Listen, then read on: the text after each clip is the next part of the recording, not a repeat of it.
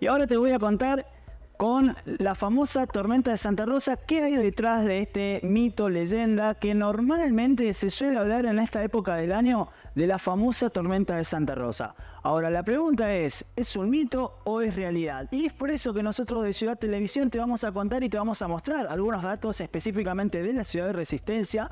Pero primero tengamos en cuenta que esta efeméride de Santa Rosa de Lima es una festividad muy importante que se da allá en la zona del Perú y que normalmente estaba asociado a una leyenda popular que asociaba, ¿no es cierto?, que había una mujer con características de mucha belleza que intervino, según cuenta la leyenda, para evitar la invasión de los holandeses, pidiendo que se desarrollara una fuerte tormenta. Lo cierto es que esa tormenta se produjo, se dio un escenario de tormenta muy intensa por aquel entonces, y ahí es que quedó, ¿no es cierto?, vinculada la famosa tormenta de Santa Rosa, que siempre suele la gente o la creencia popular pensar o asociarla con el final del mes de agosto y ya prácticamente ingresando al mes de septiembre. Pero ¿qué pasa? La pregunta es, ¿siempre los 30 de cada agosto se produce la tormenta? Y para eso vamos a ir a los datos. Vamos a poder observar que los datos nos muestran que para el caso de la ciudad de Resistencia, acá se analizó un periodo del 2000 al 2022, es decir, 22 años. ¿Sí? Vimos que en general el 64% de esos datos, ¿sí?, correspondió con tormentas que se produjeron 5 días antes o 5 días después de la fecha clave, que recordemos es el 30 de agosto.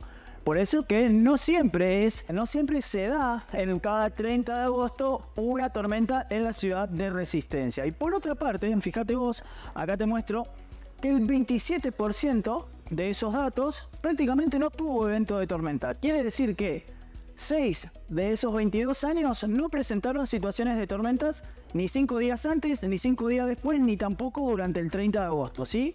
Ahora, fíjate vos que tan solo el 9%, es decir, tan solo 2 años de esos 22 años, efectivamente registraron un evento de tormenta asociado al día 30 de agosto, ¿sí? Tengamos en cuenta que para hablar de tormenta no basta solamente con precipitaciones, tienen que producirse fenómenos de descarga eléctrica y ahí sí podemos catalogar a ese fenómeno meteorológico como tormenta. De esta manera queda demostrado que se trata de una creencia popular, que es solamente un mito, que cada 30 de agosto sí o sí se tiene que producir una tormenta. Ya vimos en los datos que en la ciudad de Resistencia solamente se dio un evento de tormenta el día 30, 2 años en una serie de 22 años, ¿sí? Lo cual es un porcentaje muy bajo. Ahora, la pregunta es ¿por qué suceden las tormentas o por qué se dan, ¿no es cierto?, estas tormentas a partir de esta época? Y la explicación es muy sencilla. Justamente la atmósfera y todo el sistema circulatorio empieza a producirse una serie de movimientos en sentido sur a norte, en el caso del hemisferio sur, donde observamos que empieza ese movimiento circulatorio a producir un intercambio de masas de aire, ¿sí?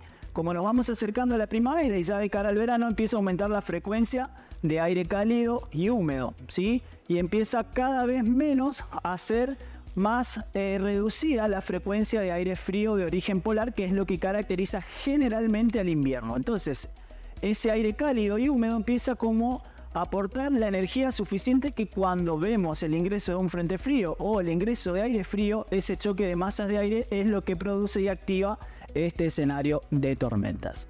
Así que bueno, acá te lo contamos entonces de Ciudad Televisión y ya sabes, es solamente una creencia popular y no siempre la tormenta de Santa Rosa ocurre los 30 de agosto.